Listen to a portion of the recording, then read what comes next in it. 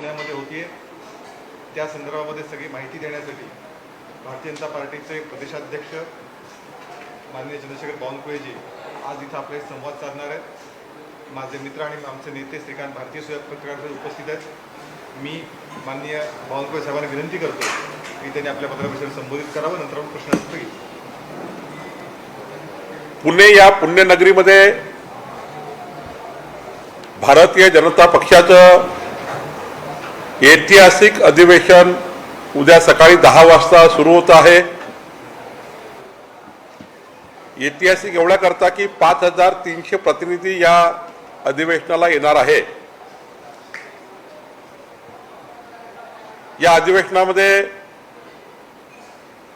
माननीय रावसाहेब दानवेजी हे राजकीय राज्याच्या एकंदरीत विकासाचं जे राज्य सरकारचं बजेट आहे, राजकीय परिस्थिती आहे, केंद्र सरकारचं मोदींचं सरकार तिसऱ्यांदा आलेलं सरकार याबद्दल आणि तिसऱ्या सरकारमध्ये मोदीजींनी दिलेल्या देशाकरता राज्याकरता अत्यंत महत्त्वाच्या बाबीवर सुद्धा चर्चा होणार आहे।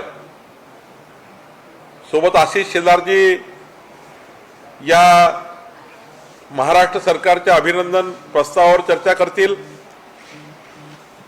आणि पहिला सत्र जे आहे याचं समापन माननीय नितीन गडकरीजी करणार आहेत। लगेचच 2 वाजता दुसरं सत्र सुरू होईल। दुसऱ्या सत्रामध्ये आमचे सहसंघटन मंत्री शिवप्रकाशजी संघटनात्मक कार्याचा संपूर्ण पुढच्या काळातला या राज्यातल्या 97,000 बूथपर्यंतचा आमचा पुढचा कार्यक्रम कसा असणार आहे, संघटनेच्या माध्यमातून महायुतीचं सरकार या राज्यामध्ये स्थापन करण्याकरता भारतीय जनता पक्षाचा 35 लाख कार्यकर्ता कुठली भूमिका घेणार आहे हे या अधिवेशनात घेऊन जाणार आहे। कारण 35 लाख कार्यकर्ते भारतीय जनता पक्षाकडे काम करतात आहे, संघटनात्मक कार्य करतात आहे, बूथपर्यंत काम करतात आहे। लगेचच माननीय देवेंद्र फडणवीसजी हे एकंदरीत महाराष्ट्र सरकारने 14 कोटी जनतेकरता केलेल्या मध्यमवर्गीयाच्या, गरीब कल्याणाच्या, महिला भगिनींच्या, शेतकरी शेतमजुराच्या कल्याणाकरता, महाराष्ट्राच्या विकासाकरता शिंदे फडणवीस अजित पवार सरकारने, या महायुतीच्या सरकारने ज्या बजेटच्या माध्यमातून सर्वांगीण विकासाच्या योजना दिल्या त्याबद्दलची मांडणी होईल आणि 2:50 माननीय अमित भाई या महाराष्ट्राच्या ऐतिहासिक अधिवेशनाचा समापन करेल। मला विश्वास आहे या अधिवेशनातनं आमचा हा कोर भाजपचा 5300 पदाधिकाऱ्याचा संच हा गावागावात जाईल, बूथवर जाईल आणि या अधिवेशनातली ऊर्जा आमच्या महायुतीच्या सरकारच्या कामाचा घरोघरी पोहोचवण्याचा प्रयत्न करेल। पुन्हा या महाराष्ट्रामध्ये येणाऱ्या विधानसभा निवडणुकीमध्ये डबल इंजिन सरकार, केंद्रातलं आणि राज्याचं डबल इंजिन सरकार, या 14 कोटी जनतेचं कल्याणाकरता महायुतीचं सरकार या महाराष्ट्रात यावं याकरता आमचा कार्यकर्ता काम करेल। या अधिवेशनाच्या माध्यमातून आम्ही हेही सांगणार आहोत की मोदींच्या सरकारच्या वेळी उद्धव ठाकरे सरकारने मोदींच्या सर्व योजना बंद पाडण्याचं पाप केलं होतं। मोदीजींचं सरकार वर काम करत होतं पण उद्धव ठाकरे काम करत नव्हते, त्यामुळे राज्याचं काय काय नुकसान झालं हे सुद्धा मांडणी करणार आहोत। आणि पुढच्या काळामध्ये जे एक चुकीचं महाविकास आघाडीला दिलेलं मत या महाराष्ट्राच्या 14 कोटी जनतेचं किती नुकसान करेल याची भूमिका आम्ही त्या ठिकाणी मतदारांना समजवणार आहोत. कारण महाविकास आघाडीचा जो एकमेव अजेंडा आहे मोदींच्या सरकारच्या योजना थांबवणे, मोदींच्या पुढच्या 5 वर्षाच्या सरकारचा एकही पैसा महाराष्ट्रात खर्च न होऊ देणे, ही भूमिका महाविकास आघाडीच्या नेत्यांची आहे आणि त्याने अनुभूती दिली आहे. आपल्याला हे माहिती आहे की महाविकास आघाडीच्या नाकर्तेपणामुळे मराठा आरक्षण गेलं, उद्धव ठाकरेचं सरकारच्या काळात मराठा आरक्षण गेलं, ओबीसीचं आरक्षणही गेलं होतं. पण एकनाथ शिंदे फडणवीस सरकार आल्या आल्या ओबीसीचं आरक्षण, मराठा आरक्षणाचे योग्य निर्णय घेतले. आणि आता तर महाविकास आघाडीच्या नेत्यांची भूमिका आहे की ते सत्तेत आले, महाविकास आघाडी सत्तेत येणे म्हणजे लाडली बहिणा योजना बंद करणे,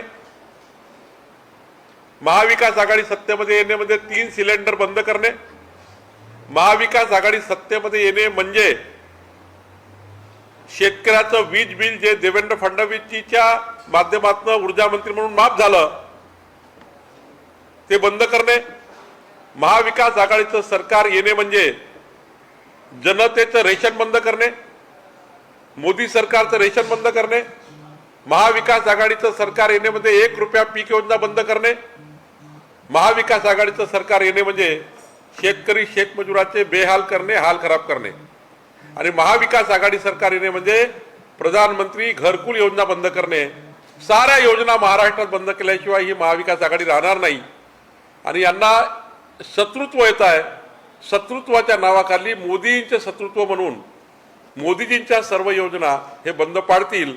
आणि म्हणून आम्ही महाराष्ट्राच्या जनतेला विनंती करणार आहोत की मोदीचं सरकार दिल्लीत आहे, राज्यात जर महायुतीचं सरकार आलं तर डबल इंजिन सरकार या महाराष्ट्राचा विकास करू शकतं. हाच या महाधिवेशनाचा मतितार्थ आहे. काही प्रश्न असतील तर सागर. लाडकी बहीण योजनेच्या बाबतीत मनोज जरांगे पाटील असं म्हणताय की योजना म्हणजे मतदारांना विकत घेण्याचा प्रयत्न आहे विधानसभेच्या निवडणुकीच्या आता मनोज जरांगे का बोलले याबद्दल मी काही बोलणे योग्य नाही, त्याचे आमचे लोक उत्तर देतील. पण साधारणतः एखाद्या परिवारामध्ये शिक्षणाकरता मदत लागतं, आर्थिक दुर्बल परिवार आहे,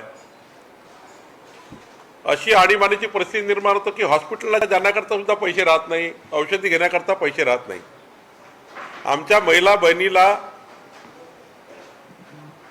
पैसे संचित करण्याची क्षमता आहे. आणि हे जे 1,500 रुपये महिना किंवा पुढच्या काळात जे काही सरकार अजून निर्णय घेईल, या पैशातनं त्या परिवाराचं आरोग्य, त्या परिवाराचं संपूर्ण शिक्षणाचं नियोजन होऊ शकतं. आणि या बचतीतनं पुढच्या काळामध्ये त्यांना त्यावर एखादा इन्शुरन्स स्कीम करता येतं. थोडे 10 रुपये रोजचे जर टाकले तर वेगळ्या पद्धतीने 300 रुपयामध्ये चांगलं इन्शुरन्स मिळू शकतं. त्या परिवाराचं संरक्षण होऊ शकतं. रोज 10 रुपयामध्ये इन्शुरन्सची मोठी स्कीम आहे. 300 रुपये महिना जर 1500 रुपयातला गेला तर त्या परिवाराचं पूर्ण हेल्थ इन्शुरन्स होऊ शकतं.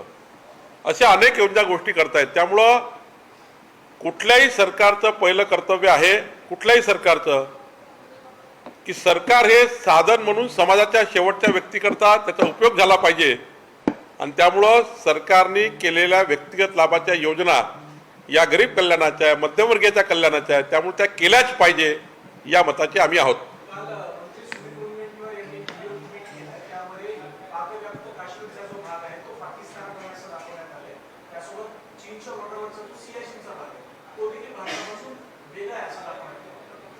नाही, त्याच्याबद्दल सुधीर भाऊ मुनगंटीवारजी बोलतील. मला तो अजून ट्विट मी बघितलं नाहीये. अजित पवार यांचे आमदार अतुल बेनके यांनी शरद पवार यांनी वेळ घेतले. इकडे जर पाहायला गेलं तर शरद पवार असं म्हणतात की ज्यांनी आमच्यासाठी काम केलं आहे ते सगळे आमचे शरद पवार होते. कसं बघायला असं आहे, परवा भुजबळ साहेब गेले भेटायला. याचा अर्थ भुजबळ त्यांच्याकडे गेलेत का? बेनके साहेब गेले. बेनके साहेब गेलेत का? शेवटी अजितदादा त्यांचा पक्ष सांभाळण्याकरता सक्षम आहेत. त्यामुळं अजितदादा त्याबद्दलचा योग्य निर्णय करतील. 2 दिवस बैठका झाल्या आपल्या यामध्ये काही जागा वाटपासंदर्भात काही चर्चा किती जागा 35 पदाधिकारी कोर ग्रुपचे आमचे 2 दिवस आम्ही बसलो होतो. आमचे प्रभारी भूपेंद्र यादवजी, अश्विनी वैष्णवजी आणि देवेंद्रजी आम्ही या बैठकीत होतो. या 2 दिवसात फक्त विधानसभा निहाय विश्लेषण झालं आहे. कुठलीही जागा वाटपाची चर्चा या बैठकीत झाली नाही.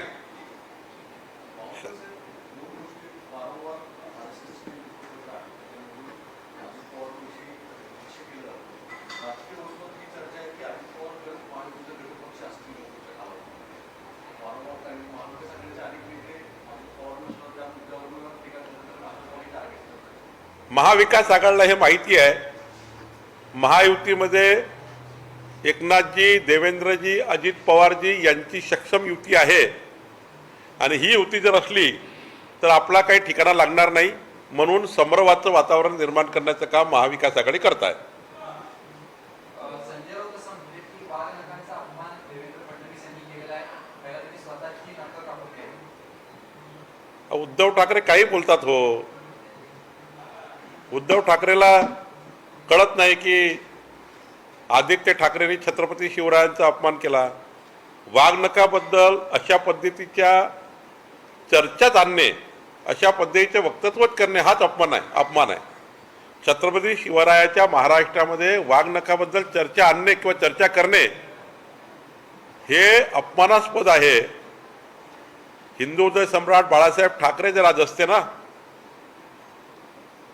ते वाघनखाच्या सन्मानार्थ त्या ठिकाणी त्यांनी एक जल्लोष या महाराष्ट्रात केला असता.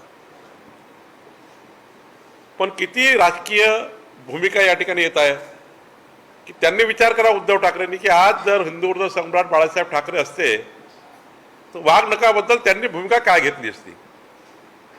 उद्धव ठाकरे मताच्या राजकारणात तेवढे लाचार झाले आहेत की छत्रपती शिवरायांच्या इतक्या मोठ्या अफजल खानाला धाराशाही करणाऱ्या घटनेवर ते आक्षेप घेत आहेत, त्याच्या वागणुकीवर ते आक्षेप घेतात आहे. त्यामुळे मला असं वाटतं की राजकारणात एवढं खाली कोणी जाऊ नये. नागपूरमध्ये प्रचंड पाऊस पडतोय आणि आपली महापालिका प्रचंड त्यामध्ये पाणी शिरलेलं आहे.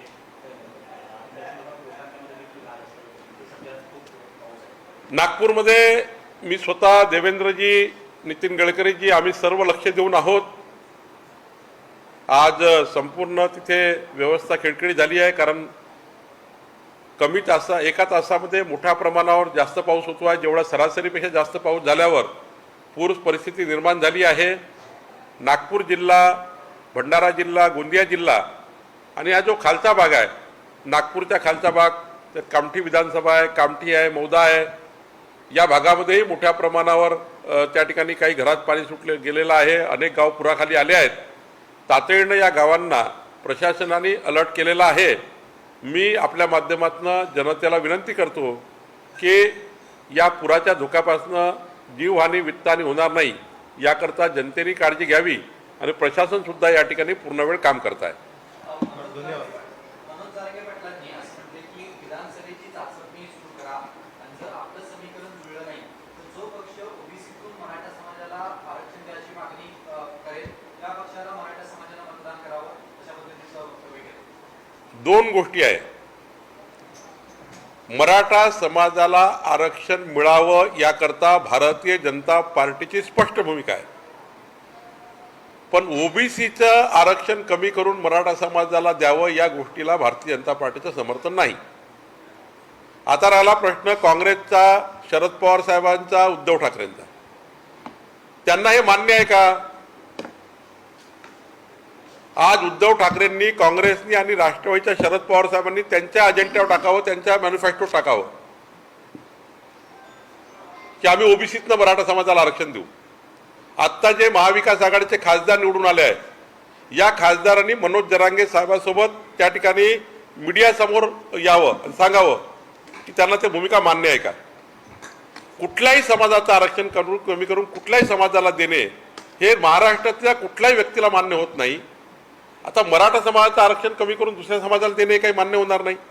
ओबीसी समाजातलं आरक्षण मराठा समाजाला देणं मान्य होणार नाही. त्यामुळे महाविकास आघाडीचे नेते ज्यांना फायदा आला आहे त्यांनी अँटी कमिटी तयार केली. आमच्या सरकारविरुद्ध त्या ठिकाणी तयार केलं की हे महायुतीचं सरकार आरक्षण देत नाही. आता त्यांचा बॉल आहे. त्यांनी तर लोकसभेमध्ये निगेटिव्ह प्रचार करून मतं घेतले की मराठा समाजाला आम्ही आरक्षण देत नाही आहे. उलट मराठा समाजाला देवेंद्रजींनी टिकणार आरक्षण दिलं, हायकोर्ट पण टिकवलं. उद्धव ठाकरे सरकारने सुप्रीम कोर्टात बाजू मांडली नाही म्हणून त्या ठिकाणी मराठा आरक्षण केलं. पण आत्ता सुद्धा 31 खासदार निवडून आले महाविकास आघाडीचे.